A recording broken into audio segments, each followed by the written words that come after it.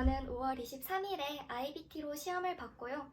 총 267점이라는 점수로 합격을 하게 되었습니다.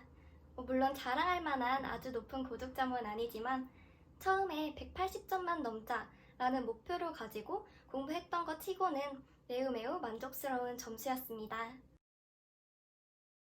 저는 점수가 낮을지라도 빠르게 획득하는 것이 가장 큰 목표였기 때문에 공부 시간은 6주로 잡고 공부를 했습니다. 실제로 처음에는 너무 시간이 없는 것 같아서 많이 불안하기도 했는데 제가 이때 아르바이트나 다른 일들이 없었어요. 그래서 하루에 공부할 수 있는 시간이 많았고 실제로 하루에 6시간은 꼭 공부를 했습니다. 2018년도에 중국의 하얼빈으로 한 학기 동안 중국 교환학생을 다녀왔어요. 근데 이때는 제가 중국어를 하나도 모르는 상태로 중국에 갔기 때문에 가서 체계적으로 중국어 공부를 했다기보다는 중국으로 여행을 갔다 왔다고 보시는 것이 맞을 것 같아요. 아무튼 짧은 교환학생 생활을 마치고 한국으로 돌아와서 한 달 동안 열심히 공부한 뒤에 HSK 4급을 취득했었습니다. 그런데 그 이후에는 아예 중국어를 거들떠보지도 않아서 막상 5급 공부를 시작하기 전에 책을 폈는데 정말 기초적인 단어들만 기억이 나는 상태였습니다. 처음 4주 동안은 인터넷 강의를 들으면서 전반적인 유형을 파악하면서 공부를 했습니다. 저처럼 꼭 인터넷 강의를 들을 필요는 없고 종합서? 기본서? 아무튼 그 책 한 권을 뗀다고 생각하시면 될 것 같아요. 그리고 나서 2주 동안 모의고사 책을 풀면서 실전 연습을 했습니다. 저는 개인적으로 제가 사용한 책이 정말 마음에 들었어요. 우선 구성이 정말 심플하게 딱 모의고사 10회분으로만 구성되어 있는 것도 마음에 들었고 또 모의고사 매 회차마다 제일 앞에 QR코드가 있어요. 근데 그거를 카메라로 인식하기만 하면 언제 어디서든 듣기 파일을 쉽게 들을 수 있었어서 정말 편하게 공부를 했습니다. 네, 저는 이 모의고사를 풀면서 항상 210점대를 유지했고 무난하게 합격을 했습니다. 모의고사 공부를 할 때 가장 중요한 것은 정말 실제처럼 시간을 깐깐하게 체크하면서 푸는 것이라고 생각합니다. 왜 이 인터넷 강의를 선택하게 되었냐면 첫 번째로 우선 수강 기간이 짧았어요. 보통 3달이 기본이더라고요. 근데 저는 그냥 빠르게 듣고 빠르게 환급받고 싶었어서 딱 기간이 2달로 정해져 있는 시원스쿨 강의를 선택했습니다. 두 번째로는 환급 조건이 상당히 심플한 편이었기 때문이에요. 다른 강의들을 보면 3달 동안 매일매일 출석 체크를 해야 한다거나 아니면 기준 점수 이상의 성적표를 가져와야 환급을 해주더라고요. 근데 시원스쿨은 2달 내에 정해진 강의들을 100% 수강하기만 하면 환급을 해주셔서 정말 제 마음에 들었습니다. 결과적으로는 제가 수강한 강의에 정말 만족하고 있어요. 그런데 강의의 질 자체만 보면 막 추천드리고 싶은 정도는 솔직히 아닙니다. 그 강의는 총 4가지 강의로 구성되어 있었는데 단어, 어법, 종합서, 기출문제 이렇게 구성되어 있었습니다. 저는 우선 처음에 단어와 어법 강의를 진도만 뺀다는 식으로 빠르게 쭉쭉 들었습니다.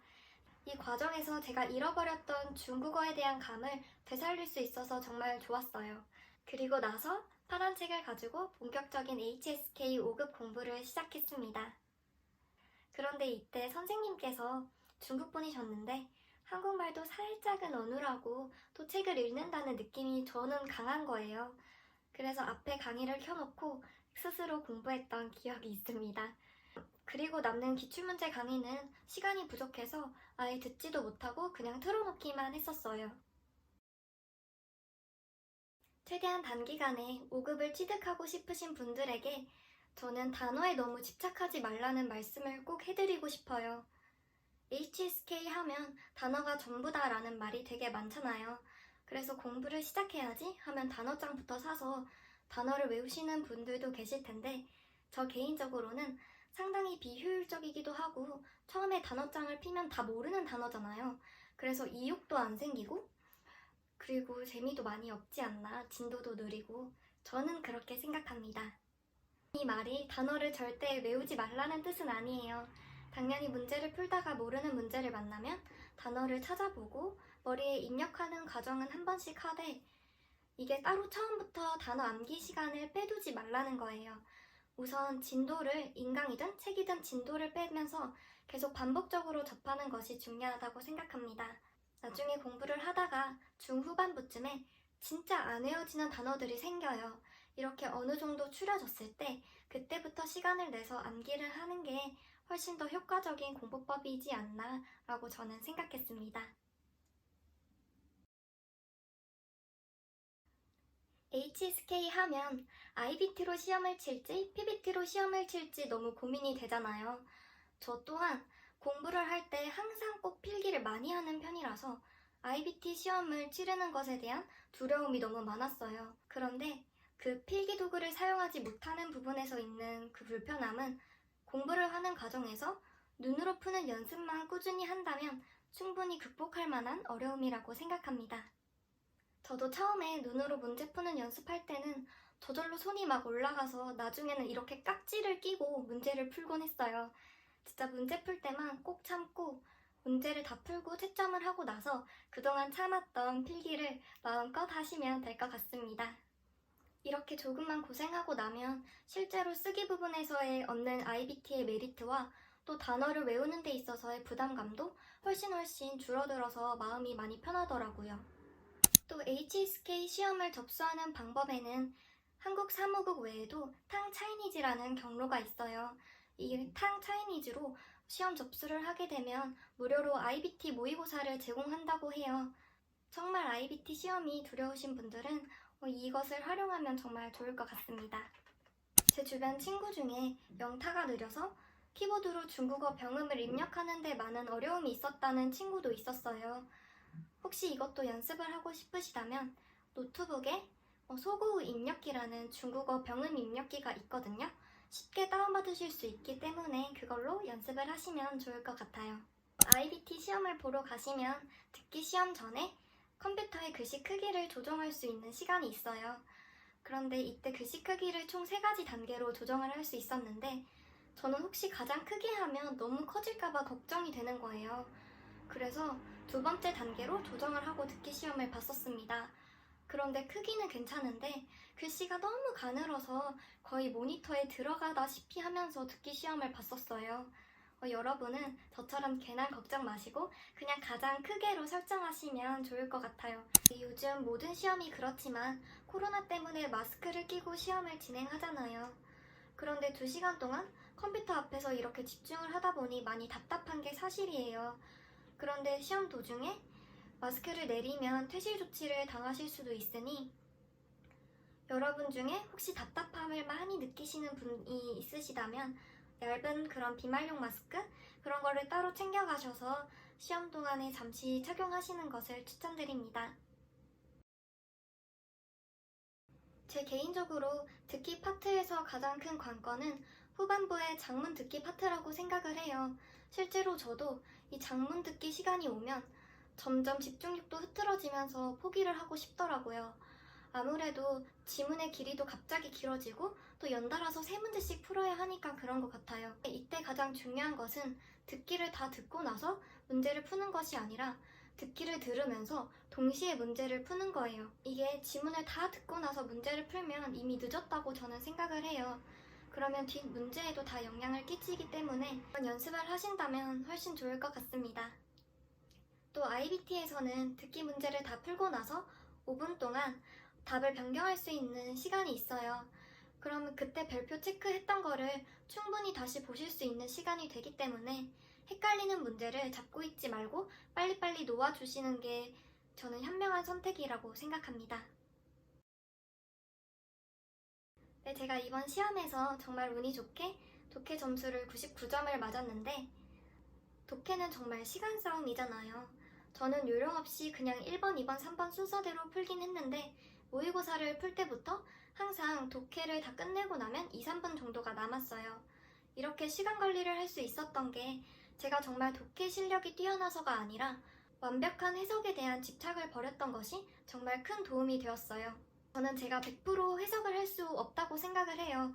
실제로 감으로 때려 맞추는 문제도 상당했고 꼼꼼한 해석에 너무 집착을 하는 것보다는 글의 흐름만 파악하자라는 것을 목표로 문제를 빠르게 읽어나가는 연습을 했었습니다. 계속 이렇게 풀다 보니까 점점 속도가 붙는 게 저도 느껴지더라고요. 독해에서는 단어가 정말 중요하잖아요. 또 5급에서부터는 흔히 따페이라고 불리는 단어의 짝꿍을 함께 외워주는 것이 정말 중요합니다. 이 동사는 이 명사와 함께 쓰인다. 이렇게 짝꿍을 함께 외워줘야 나중에 쓰기 파트나 다른 파트에 있어서의 응용도 훨씬 쉬웠어요. 저조차도 조금은 번거롭게 느껴질 정도로 저는 저만의 단어를 외우는 루틴이 있어요. 우선 해설지에 그 단어에 대한 뜻이 분명히 적혀 있어도 저는 꼭 제가 스스로 사전에 한번 검색을 해봐야 직성이 풀렸어요. 그렇게 사전을 검색을 해서 가장 먼저 하는 것은 그 단어가 어떤 한자를 쓰고 있는지 한자를 한번 확인해 보는 거예요. 이렇게 한자까지 확인을 해보고 나면 나중에 그 단어뿐만 아니라 그 한자가 다른 단어에 쓰일지라도 그 새로운 단어를 뜻을 유추할 수 있는 게 엄청 쉬웠고 또 그 다음 단어를 외우는데 상당히 속도를 높일 수 있었습니다. 한자를 살펴본 후에는 예문을 그냥 빠르게 읽었어요. 아, 이 단어가 이렇게 쓰이는 거구나 라고 그냥 이해만 할 수 있을 정도로. 그리고 마지막으로 꼭 정말 안 외워지는 그런 생소한 단어들 있잖아요. 그런 단어에는 꼭 스토리를 부여해주곤 했습니다. 예를 들어서 끝까지 저를 괴롭혔던 단어가 웨이쥐라는 단어가 있는데 그 단어의 생김새를 보시면 첫 번째 계집 여자에 위에 뭐가 있어요. 그래서 여자인 나를 막 누가 억누른다 이렇게 생각을 하고 두 번째 글자에는 집 모양의 출자가 적혀 있잖아요. 그래서 집을 뛰쳐나가고 싶다라는 그런 스토리를 제 머릿속에 구상을 하는 거예요. 그래서 너무 압력이 세서 벗어나고 싶어. 나는 너무 억울하다. 그래서 그 단어의 뜻이 억울하다. 이렇게 저만의 연상법을 만들어서 기억을 하고 나면 확실히 귀찮기는 해도 그 기억이 오래 가더라고요. 쓰기에서는 무려 60점이라는 점수가 걸려있는 장문 파트가 가장 무섭잖아요. 저도 독학을 하다 보니까 첨삭을 받을 수도 없어서 정말 막막했었습니다. 장문 파트의 첫 번째 팁은 쉬운 내용을 최대한 길게 쓰자입니다. 예를 들어서 그냥 어제 나는 이렇게 말을 하면 될 것을 어제 퇴근 후에 나는 엄마와 이렇게 최대한 풀어서 쓰려고 노력을 했어요. 이렇게 하다 보면 글도 뭔가 더 있어 보이고 또 생각보다 장문의 양이 긴데 그걸 채우는 데 있어서 톡톡히 효과를 봤던 것 같아요. 두 번째 팁은 어느 상황에서도 사용할 수 있는 그런 쿠셔너들을 통으로 암기하기입니다. 장문 공부를 하기 위해서 조금 글을 쓰다 보면 이건 어떤 상황에서도 쓸 수 있겠는데 하는 문장들이 생겨나요. 그러면 그런 것들을 따로 조금 정리해서 통으로 형식 자체를 그냥 암기하는 거예요. 시험장에서 새로운 문장을 쓰는 거는 저희에게 상당히 어려운 일이라고 생각을 하거든요. 무조건 한번 써봤던 문장으로 글을 쓰게 될 텐데 이렇게 통으로 암기해두면 확실히 그런 실수를 줄일 수 있는 것 같더라고요. 마지막 장문 파트 팁은 문장의 큰 틀 챙겨가기입니다. 딱 사진을 보고 나면 이걸 어떤 말로 써야 할지 한국어로도 떠오르지 않는 경우가 있어요. 저는 보통 장점을 위주로 큰 틀을 가지고 글을 썼는데 이 틀을 가지고 사용을 했습니다. 예를 들어서 설명을 해드리면 만약에 지하철 사진이 나왔어요. 그러면 이렇게 이 틀을 가지고 수학의 공식처럼 대입을 하는 거예요. 이렇게 연습을 하다 보면 확실히 글의 개요를 빠르게 잡을 수 있기 때문에 장문에서의 시간이 많이 절약되었어요. 네, 영상에 엄청 대단한 팁들이 들어있는 것은 아니었지만 이렇게 저의 세세한 과정을 전달해 드리는 게 여러분께서 본인만의 방법을 찾으시는 데 있어서 도움이 꼭 되었으면 좋겠습니다. 영상 끝까지 봐주셔서 정말 감사하고요. 꼭 화이팅 하셔서 원하는 점수로 한 번에 합격하시길 응원하겠습니다.